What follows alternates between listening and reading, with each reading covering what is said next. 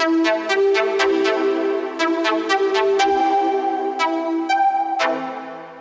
your host, Andrea Bazemore, and welcome to another episode of The Black Apple, where we talk about education and social justice in the classroom.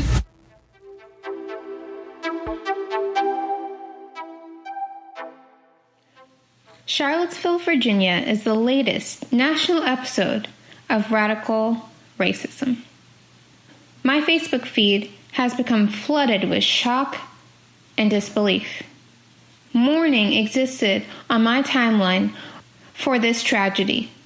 But the reality is, the sentiment of the protesters that were in Virginia still exists, and they exist everywhere.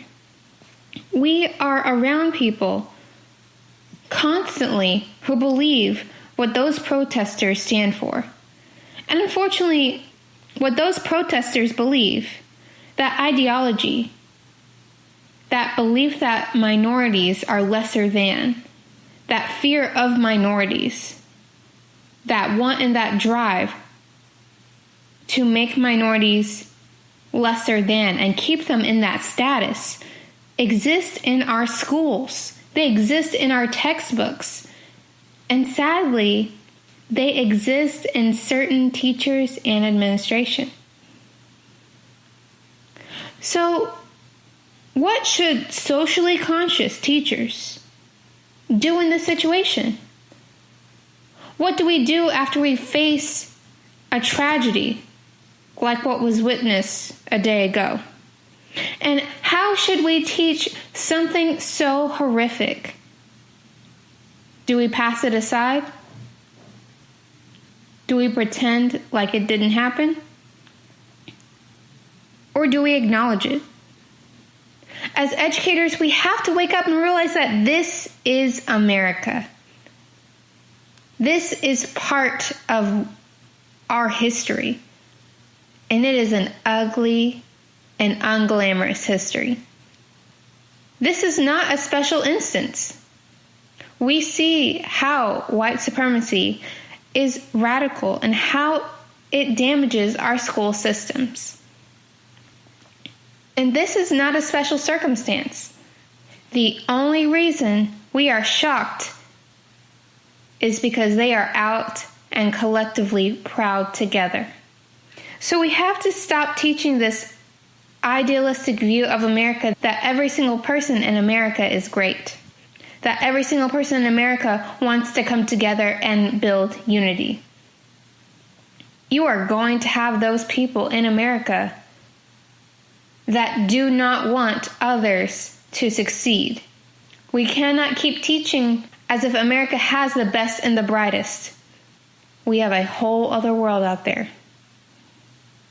And if we need any proof that we shouldn't teach American idealism, we can turn on our TV stations today and see evidence that is very clear. Now, we are teaching the students of tomorrow. Those protesters that were in the streets, they are about my age. They are young. They were not born in the 60s. They probably had teachers that taught them about civil rights and about equality. And yet they still came to that campus and marched for an ideology that is wrong. So where did the teachers go wrong in this situation? Because in some part, those teachers that taught those students have to think about, did they do enough?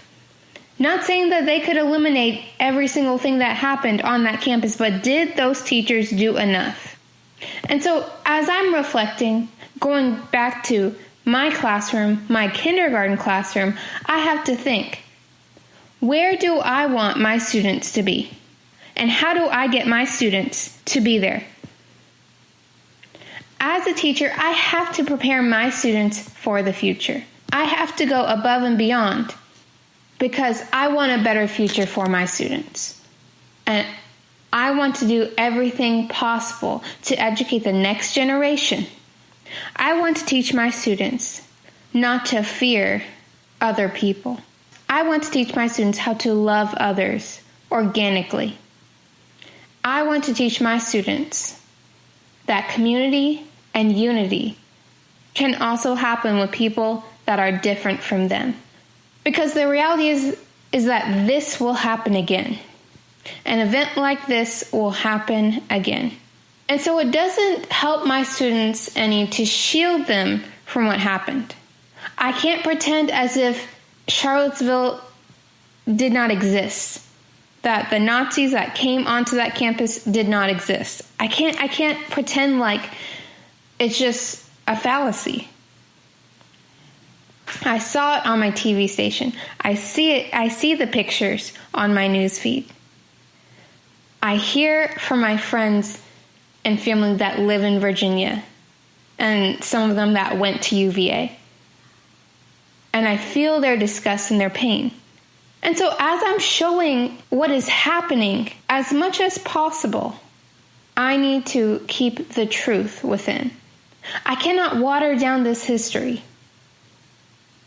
Because if I'm reflecting, if I want my future students to not be at that protest, I have to think about what those teachers did who have students that are at that protest. And I guarantee you, those teachers did not teach the truth.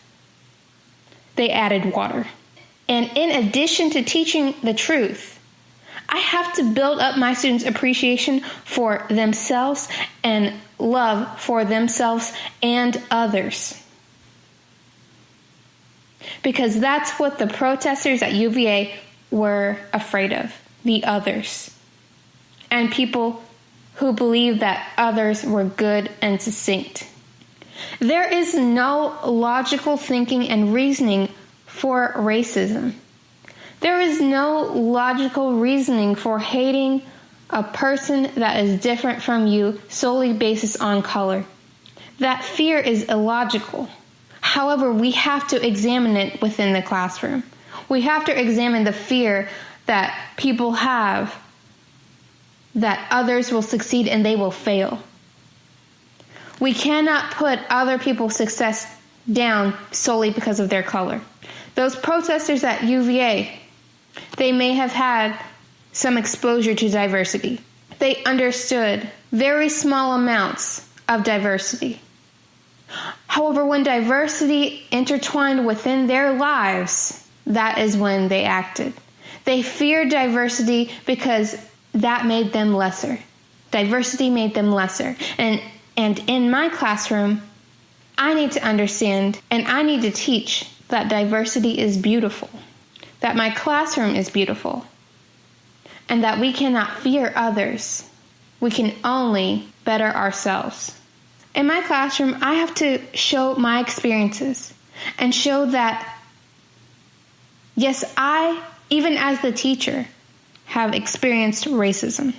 And I have to tell them what I've seen and what I've heard in a language that is still truthful, yet respectful to the school and classroom environment. And I cannot be fearful of what others may say when I show the ugly history of racism. It's important for my students to know that this still exists, that this will only go away if we truly understand the consequences. In order for a Charlottesville to not happen again, I have to operate these themes with realness. I have to put my sensitive self aside. I have to talk about allyship. I have to talk about what others can do to help communities of color. I have to dig deeper into civil rights. I can't just show the I Have a Dream speech. I have to show the letters from Birmingham jail speech of Martin Luther King. I cannot water down the history of our civil rights leaders. I have to show the truth. I have to talk about self-love. And I have to talk about our leaders that are still leading and still fighting the fight of civil rights and project their work and show that, yes, racism is still happening, but there are people that are willing and able to combat racism. And I want my students to be on the opposite side of Charlottesville. If I do not expose my kids to true leaders of diversity and people who accept and embrace diversity. My students will follow a model that is ill-equipped and illogical. And I also know that that model of diversity, the best model, is probably going to be me. After Charlottesville, I am fired up. My new mission this school year is to teach as if my students have a choice. Charlottesville or the other side. And I want all my students to be on that other side. I am going to embrace and show diversity on a whole nother level than I have ever showed and experienced in my classroom. I'm going to be unapologetic in my classroom because right now, we do not have time for apologies. Thanks. And remember, education is power, but knowledge is sweet.